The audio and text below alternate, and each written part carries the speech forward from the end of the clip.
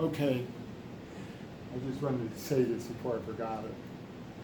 That we're thinking about the interaction with the early stages of development of B cells. And what we know is endogenous expression of interferon beta, or type 1 interferon signature genes, is mutually exclusive to the expression of IL-4 receptor on the surface of B cells. And this is in patients with lupus. You see the two populations. If they have only partially part of the B cell populations bad, or really bad lupus, they have all interferon, type 1 interferon signature expression and very little IL-4 surface receptor, or the other way around, the normal IL-4 surface receptor. So you see a combination of type 1 interferon gene expression, because we can measure genes like that, or you see IL-4 receptor surface expression. And you see the same thing if you look at flow cytometry, because in flow cytometry we can actually directly assess endogenous interferon beta in the B cell, or we can express IL-4 receptor. So it works in both cases. Now the question is, there's two questions. When and how do these things occur? When and how do this mutually exclusive feature of B cells occur? So here I drew a pre-B cell, pre-pro, early stage B cell, perhaps in the bone marrow, perhaps early stage transitional. And it could be that interferon beta starts out high, and that turns off IL-4 receptor expression, right? And then the B cell will be developed down an autoreactive or autoimmune trajectory. Or it could be that B cells come out and IL-4 receptor is sort of high, and that sort of prevents interferon beta from becoming high. So now we're talking about development. And we know what that means. That means there's going to be programs locked in at the chromatin stage. So what does that look like? At the chromatin stage, we know that interferon beta expression requires a well-described 15-component interferon enhanceosome. The last three components are IRF3, IRF7, and NF-kappa B. And there's other components to the interferon beta enhanceosome. So maybe that's locked in at early stage of B cell development. But of course, you could always say, well, why is that? Why would a B cell have that turned on?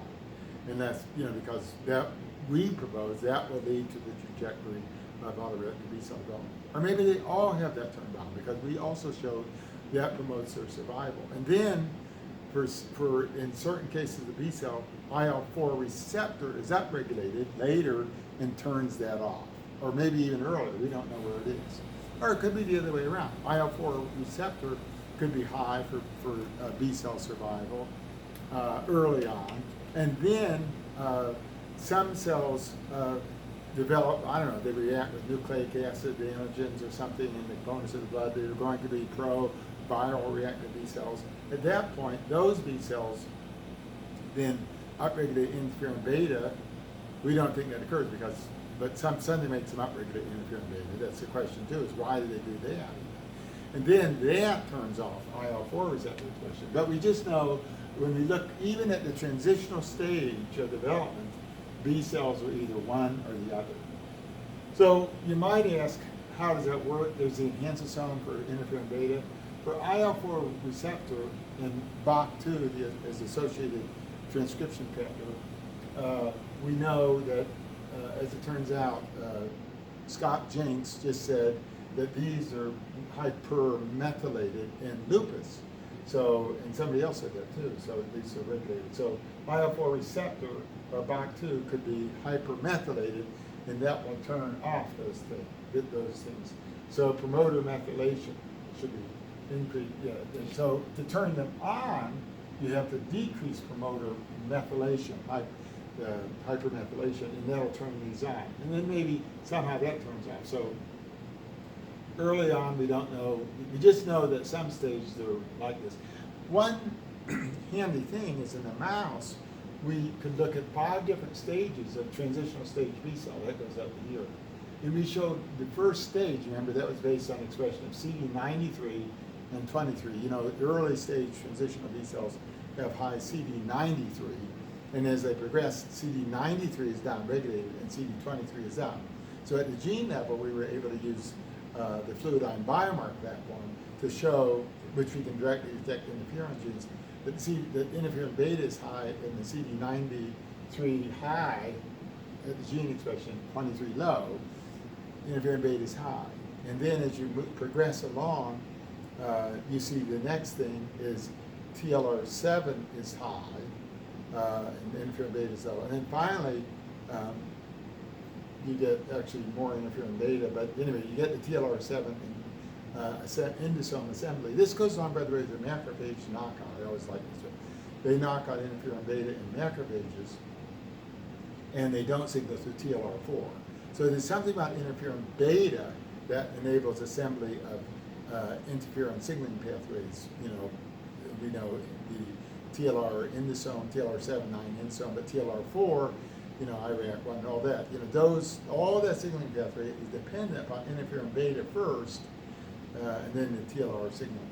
So maybe it's getting a little off, but the thing I was thinking of is if we could divide human B cells into subpopulations of transitional stage development, we could see which one of these is first and then which is second, or which is first, are they both first, and then one goes away, that kind of thing. So that might be helpful. We know interferon beta is high very early, T1 in the mouse. So maybe we go to the mouse. Okay, that's one thing. Next thing that Scott Jing said was we know interferon beta and IL-4 receptor in BOC2. Those programs are mutually exclusive in B cells at the transitional stage, very early, or at the subsequent naive stage. In the plasmablast stage, you know, it doesn't matter because IL-4 receptor in BOC2, the expression is extinguished. So we don't have to worry about that stage. So it all happens early. The question is, what about interferon gamma? Because their work showed that cells that are destined to become autoreactive, and we say they express interferon beta, this step is not right. This step is that cells that are destined to be autoreactive can go from the resting naive to the activated naive state. And the cytokine that's important for that is interferon gamma. That upregulates T-bet in activated naive B cell, just a signature. Those cells, that activation of those cells, you might have to activate, as we do in vitro, along with PCR, TCR, IL-2, IL-21 DAF. But these three things here can then make an autoantibody producing plasma blast. But BCR and TLR, I should say TLR signaling, maybe IL-2, not so important, maybe DAF, we don't know, and IL-21. Those are the factors that make the T-bet positive, along with interferon gamma that makes T-bet, and then the T-bet program comes along. The question is, we showed that if you take the naive B cells or B cells from SLE patients, and you pre-treat them with IL-4 here, for IL-4 for 1 hour, it blocks this program. So this program, it blocks the rest of the naive, the activated naive. Without IL-4, the rest of the naive, you stimulate with all these stimuli, and even including interferon gamma, which should upregulate T-bet. If you pre-treat that cell with IL-4, then they do not upregulate T-bet. They do not upregulate T-bet in response to interferon gamma. So that brings up the possibility that BOC2 and T-bet are mutually exclusive factors. But you do wonder, you see, that's a late effect, this transition. This is an early effect. This is type 1 interferon being mutually exclusive to IL-4R BOC2 cells. And this skips over this. It means interferon beta set this cell up, and IL-4 can come in later even. Or then maybe that's a case. Maybe IL-4 could signal, because this is still IL-4 receptor positive. Oh, and by the way, of course, this cell is BOC2 positive.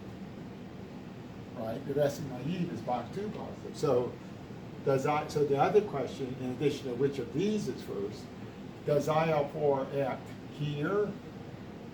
We know they're mutually exclusive here, but then maybe the setup may not be exactly here, because as we maintain the IL-4 receptor up to this point, at which time IL-4 receptor can act on this. I think that means to me that this is a more important pathway, the IL-4 receptor, keeping that high.